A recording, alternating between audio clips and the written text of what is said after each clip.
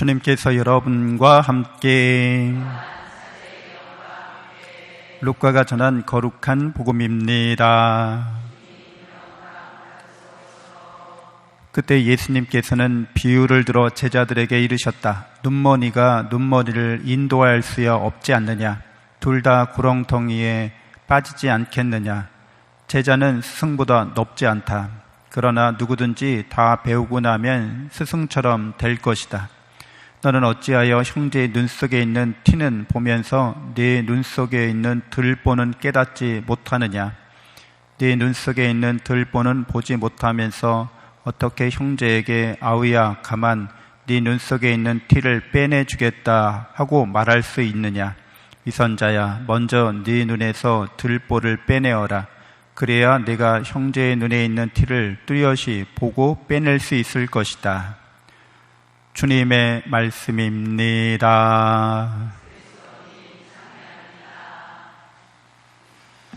찬미 예수님, 하나님의 복동이 고맙습니다. 고맙습니다. 네, 이렇게 생활하다 보면 남의 단점이 아주 눈에 잘 보이죠. 탁 보면 아우 저 사람은 다 좋은데 저게 문제야. 항상 저런 식이네. 이렇게 쉽게 우리가 판단할 수 있는데 그거를 이제 자기 자신에게도 물론 그렇게 돌이킬 수 있으면 균형 잡힌 사람이라고 할 수 있죠. 근데 자기의 단점은 남들이 잘 봐줄 수 있는데 남들의 이야기를 해주기도 어렵고 사실은 그걸 듣고서 고치는 것도 쉬운 일은 아닙니다. 그래서 우리가 앞에서 얘기하지 못하고 이제 뒤에서 얘기 많이 하죠. 뒷담화를 이렇게 소곤소곤 이렇게 얘기하는데 꿀맛이에요. 이렇게 얘기하면 그래서 이제 근데 이게 꿀맛인데 이 얘기가 돌고 돌아가지고 누구누구가 내 얘기 그 사람 얘기 했다더라는 게 또 귀에 들어가면 쓴맛입니다. 아주 그래서 오해가 쌓이고 갈등이 쌓일 수 있는데 오늘 예수님께서 티눈을 빼내주려면 들보를 네 눈에서 먼저 꺼내라고 하는데 대들보 말하는 거잖아요. 뭐 엄청 큰 게 이렇게 눈을 가리고 있다는 거죠. 눈먼 사람이나 마찬가지라는 거죠. 그래서 그리스도인들이 복음적인 시각을 복음적인 식견을 갖추고 있는 사람들을 말하는 거잖아요. 그래서 성경이 말하고 있는 복음적인 식견, 이런 시각은 인간에 대한, 나에 대한 인식입니다. 나를 어떻게 생각하는지, 사람을 어떻게 생각하는지인데, 우리가 뭐 원수를 사랑하라 어제 복음에도 얘기했지만 어떻게 원수를 사랑할 수 있겠어요? 심리적으로, 인간적으로 불가능하잖아요. 근데 그게 가능하다고 말씀하시는 거니까 그건 인간적인 말씀은 아닌 거죠. 그러니까 심리적인 어떤 가능성을 말하는 것은 아니고 영적인 말씀인 거죠. 그리고 인간에 대해서 인간은 영적인 존재다라는 그런 정체성을 일깨워 주시는 말씀인 거죠. 그래서 인간이 하나님을 닮은 존재라고 성경이 말하고 있는데 진정한 의미는 인간은 이미 사랑과 은총이 충만한 존재다. 나 자신이.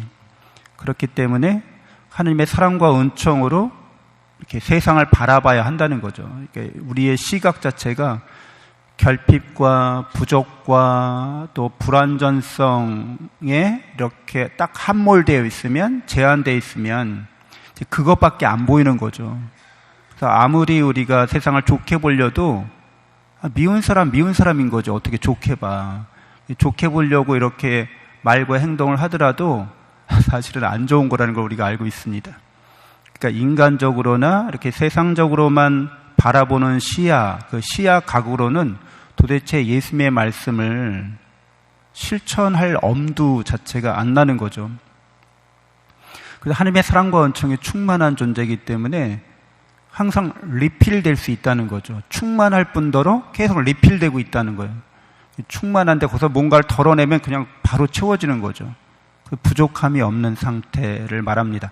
본래 우리가 그런 존재라는 것을 말해요. 그래서 우리가 그런 것들을 어느 때 실제로 이제 체험할 수 있는 가장 좋은 기회는 바로 우리가 기도할 때이죠.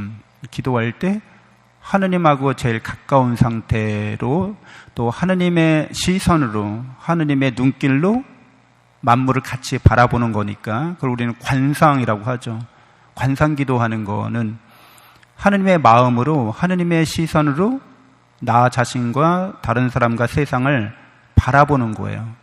그래서 사랑의 마음으로, 은총의 이런 태도와 자세로 관계를 맺어가는 걸 뜻합니다. 우리 자신이 이렇게 기도를 통해서, 관상을 통해서 하느님의 마음과 하느님의 시선으로 나 자신과 다른 사람들과 세상을 바라보는 그런 방법 중에 하나가 아주 잘 그것을 묘사한 사자성어가 바로 회광반조라는 말이죠. 회광반조라는 말 들어보셨잖아요? 어떤 분이 치매에 걸리셔서 이제 몇 년을, 한 5년을 고생하셨어요. 그 가족도 못 알아봐, 나중에. 집도 못 찾아와. 그래서 겨울날 비가 오는데 그냥 집을 못 찾아서 헤매다가 알아 누우셨어요, 겨우, 집에. 그래서 정신이, 이분이 치매 걸리기 전에도 말도 잘 못하고 조리 있게 뭔가 이렇게 남들 앞에서 이야기하는 분이 아니었던 거예요. 근데 이제 돌아가시기 직전에 정신이 돌아오신 거죠. 치매가 나았어요. 그리고 치매 이전에도 말도 어눌하고 조리 있게 못하던 분이 이제 가족들 앞에서 아주 명확하게 조리 있게 그렇게 따뜻하게 하나하나 말씀하시는 거예요. 그리고 가족 중에 이제 성당 다니는 분이 있어서 신부님 이렇게 모셔와서 이렇게 기도 병자성사 받고 이제 대세를 받으시고 이제 성사를 받으시는데 아주 저를 위해서 기도해 달라고 그러면서 신부님께도 기도해주는 가운데 이렇게 아주 편안하게 돌아가셨다는 거예요. 회광반조라고 하잖아요. 그래서 정신이 우리가 이렇게 계속 흐릿하다가 죽기 직전에 뚜렷해진다는 거예요. 그리고 막 촛불이 꺼지기 전에 촛불이 확 밝아지는 것처럼. 그런 현상을 가리켜서 어떤 현상인가 하면 본래 우리의 그 시선, 본래 우리 자신의 정체성과 우리가 어떤 마음이고 어떤 시선으로 세상을 바라보는지가 탁 드러나는 거죠. 그래서 이 회광반조라는 거는 꼭 여러분 죽을 때만 그렇게 와야 되나요? 나 죽을 때만 회광반조해서 제정신 차리고 그렇게 해야지, 그게 아니라 그냥 살아가면서 늘 이런 회광반조처럼 살아야 되는 거죠. 맑은 정신으로, 뚜렷한 시선으로, 하느님의 신앙의 눈길로, 사랑과 은총의 눈길로 자기 자신과 세상을 바라보면서 이렇게 살아가야 하는 거죠. 근데 이런 신앙적인 시선, 신앙적인 이런 세상을 바라보는 관점들은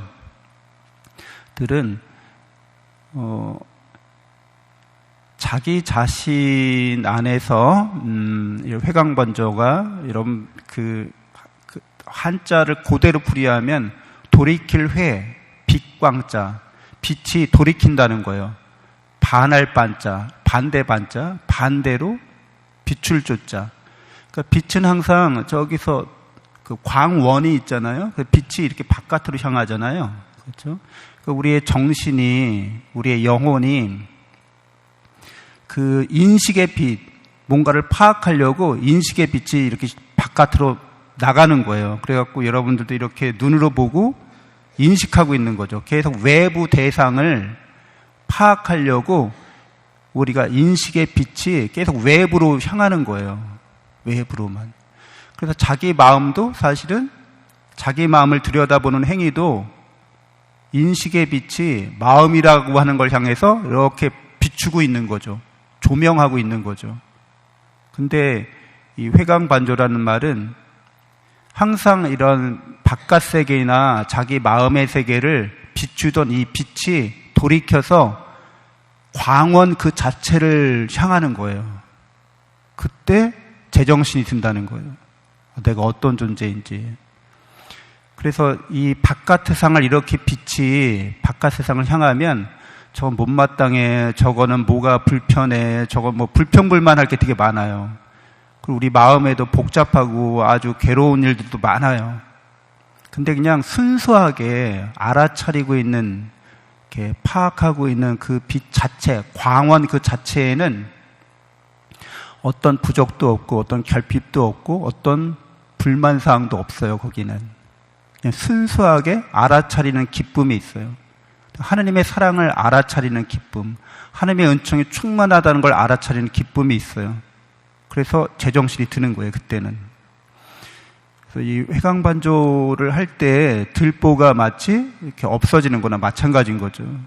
그리고 다른 사람들 눈에서 이렇게 티나 들보를 꺼내주는 거는 네가 본래 하느님의 사랑과 은총이 충만한 존재야.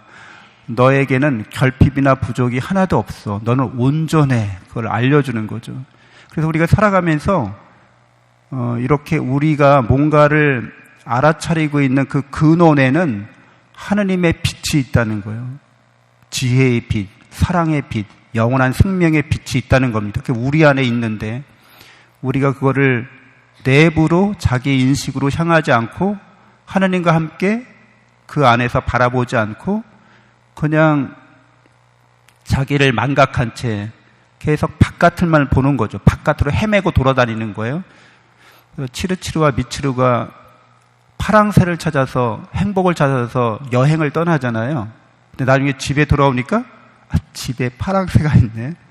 뭐예요? 우리의 내면 깊숙한 곳에 본래 우리 자신은 부족이나 결핍이나 그런 존재가 아니라 하느님의 사랑으로 충만한 존재가 있다는 게 기쁜 소식이죠. 하느님이 늘 우리 안에 계시다는 거예요. 그리고 우리와 함께 이 세상을 바라보기를 원하신다고 말씀하고 있습니다. 그 사랑과 은총이 충만한 가운데 우리가 이 세상이나 사람들에게 그거를 알려주는 거죠.